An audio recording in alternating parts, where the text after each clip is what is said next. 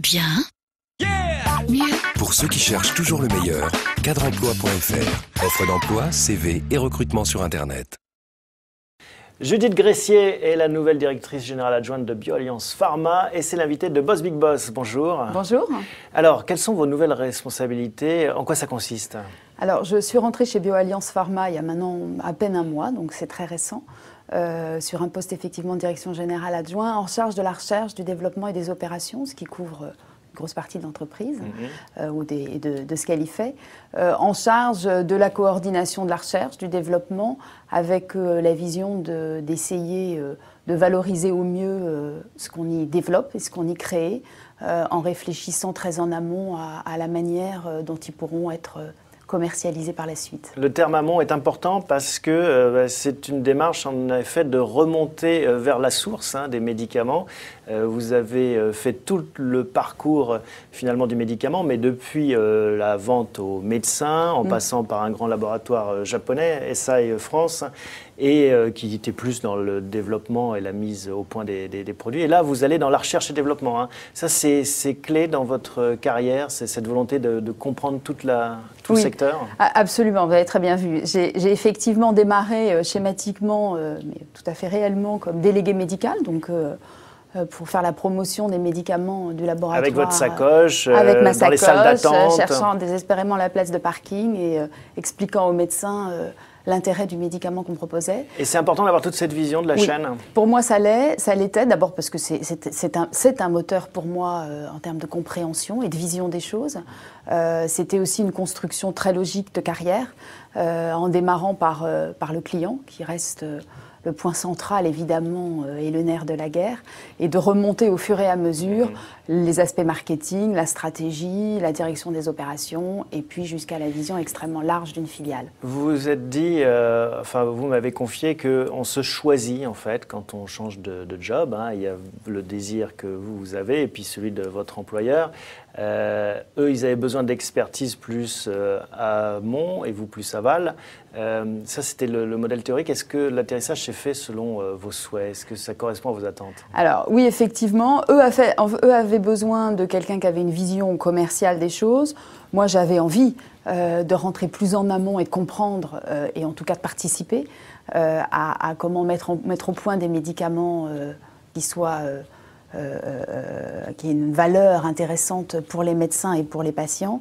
On s'est choisi. Aujourd'hui, c'est encore la découverte, c'est très récent. C'est un monde très différent, le monde de la recherche. Ce sont des personnalités très différentes.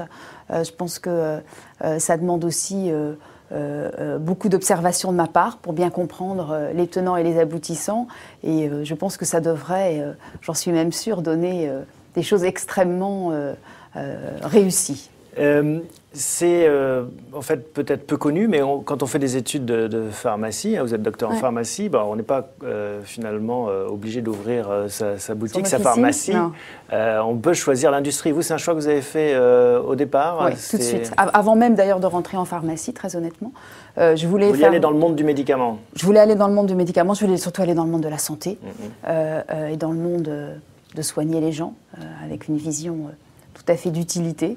Mais c'est un profil différent, vous diriez, par rapport au métier de comptoir où on fait des ordonnances? Je crois très, très simplement, mais je pense qu'effectivement, ça ne demande pas les mêmes leviers et les mêmes traits de caractère. Il faut aimer l'industrie, il faut aimer la commercialisation, le business. Il faut aimer le business, il faut aimer le changement, il faut aimer le stress, des chiffres, des résultats à donner.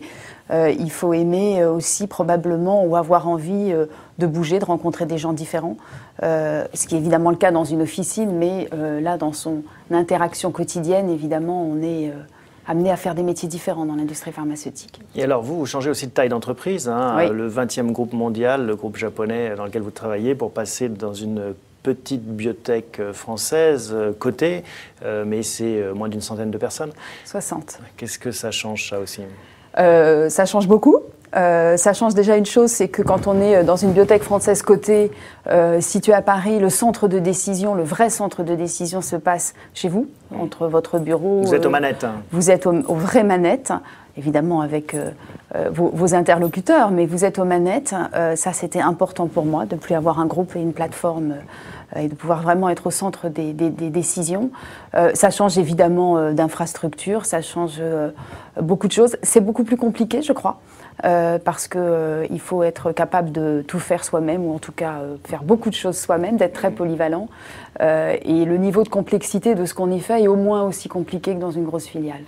Une dernière question, le plaisir, c'est le moteur finalement de votre carrière, de votre énergie. Est-ce que le stress finalement de ce nouveau challenge ne vient pas entacher ce plaisir? Comment est-ce que vous conservez, comment est-ce que vous préservez ce plaisir? Ah voilà, vous trouvez le plaisir dans le stress. J'adore le stress, ça fait partie des choses aussi, mais je crois qu'il faut pour travailler dans ce type de conditions. Il faut aimer ça, ou en tout cas y réagir positivement et comme étant un moteur pour avancer. Et le plaisir, effectivement, ça a vraiment été quelque chose pour moi de très important au quotidien, de se faire plaisir, d'essayer aussi de faire plaisir aux autres et à ses équipes. Parce que je crois que d'abord c'est ce qui vous fait lever le matin, fondamentalement, au-delà de tout le reste. Et puis c'est là où on est bon, c'est comme ça qu'on y donne sa meilleure valeur. Merci beaucoup Judith Gressier et bon vent donc, pour ces nouvelles responsabilités. Merci beaucoup.